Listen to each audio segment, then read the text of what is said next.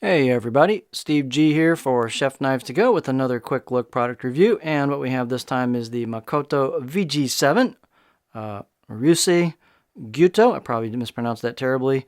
210mm knife. So this knife has a 3-layer construction. It's got a soft stainless cladding on either side of the hard center core steel, the cutting edge, and that's VG7 full stainless. I believe there's a little bit on the web page on that. Heat treat, they specify at 62, so that's pretty high for this type of steel. So that's going to give you some really nice edge retention on this. It'll take a little bit more work to sharpen, but this steel is pretty easy to sharpen as it is.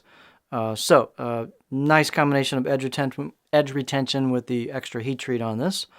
The construction, again, is 3 layers. We'll get a close-up shot of this, but you can see the shape here. This is Makoto Kurosaki, great knife maker. Yu Kurosaki is his brother. But you can see he's got this interesting shape he uses where you got a kind of an aggressive forward sweep to the choil instead of a backward sweep. So a little different style blade. Puts that out in front a little bit more when you're using it. The weight and dimensions on this can vary a little bit from knife to knife, but this particular one is 155 grams or 5.5 ounces in weight. The edge length about 210 right on the money, or 8.25 inches, and the overall length about 361 millimeters or about 14.2 inches. Height about 46.8, almost 47, so it's plenty tall at the back for clearance with the cutting board. And then spine-wise, pretty much just about 2.1, 2.05. It's let's say 2.1-ish all the way down the blade. Not much taper at all until you get to this grind, which is actually not quite where you see the change in. This is probably a sandblasted type finish here, but it's not quite exactly where you see that change in visual texture. It's right below that. You could probably almost see that right in there. You should be able to see that. Right in there is where the grind actually starts. You can feel it with your fingers. So this gets nice and thin at the tip. It's not a long taper. It's kind of a short, quick taper, but it gets nice and thin right where it counts at the tip. And then it also gets nice and thin at the edge. So this will be a nice performance blade with a little bit of stiffness to it and a little bit of weight to it. The handle is an octagonal maple handle with a red Packwood ferrule, and just nice fit and finish and smooth. They got a little sealer on there, so it's nice and sealed up on the outside, smooth, and they've got a good job sealing that tang into the handle there where the two meet.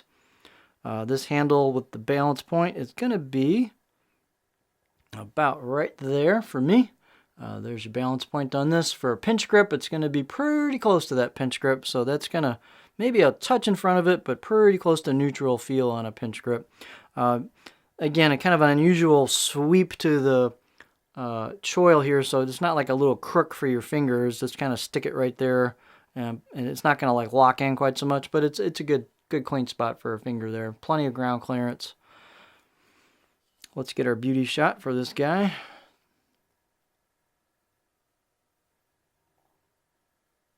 So you can see the cladding and then the core steel right there. It has laser engraved kanji on the right side of the blade. I think this is like a sandblast finish here. Here's your grind starting right there. You can see the shade difference.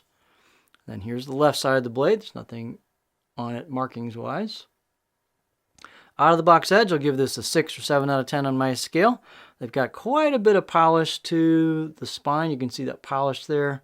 Little bit of relief at the corners, and they've polished up this choil a lot. So you can see that's a nice mirror polish to that choil. It's unusual, but they haven't really rounded off a ton, but plenty enough where you just don't get any kind of hot spots on the corners there. So ready to roll right out of the box. Nice grinds on this. Very, very clean grinds. You sight down the blade. It's excellent. No waves in it. So really nice work on the grinds on this blade. The craftsmanship is excellent on this. Here is our cutting edge profile. You can see this is a pretty curvy blade. So the one I just did was a Konosuke one, an SLD, and it had like a pool table flat back half. This one is the opposite. So this one has it rolls all the way to the heel. And then you can see the tip's pretty aggressive. So there's not really much flat here to work with. Maybe a little towards that back half, or that back maybe quarter of the blade a little bit. I can get pretty high right in there for the tip wants to start digging in. So as opposed to the other one I just did, this will be a rocker for sure. This will be a great rocking blade. You can do tip draws, although you have to lift the handle fairly high, but the advantage is you can rock it pretty high too. So if you like a lot of flat spot for chopping, this is not your blade. So outside of that, if that does not disqualify this, this is an excellent package. It's all stainless for easier maintenance. High performance at the edge and the tip, a little bit of stiffness to the blade, actually fairly stiff. Nice fit and finish on it, really nice fit and finish. Cool handle, it's just a great all-around knife. So this is the Makoto VG7 Ryusei. Hopefully I didn't mess that up too bad. Gyuto 210mm knife from Chef Knives To Go.